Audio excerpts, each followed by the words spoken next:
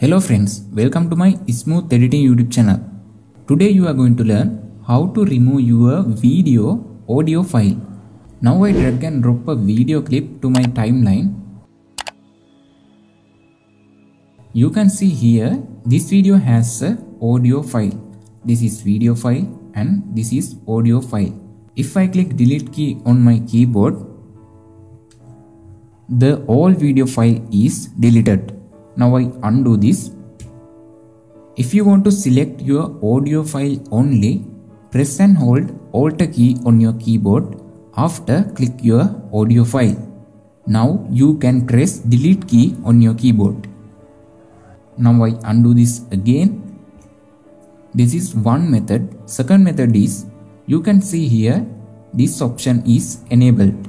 If I click on this file, the video file and audio file is linked. Now I disable this option. After, again I click on this video. Now you can see here the video file only selected. If I click on this audio file, it is only selected. If you enable this option, the audio file and video file were linked. I think this video is very helpful to you. If you like this video, please hit the like button and subscribe our channel for future updates. You can watch more Premiere Pro tutorials on our channel. Have a nice day. Goodbye.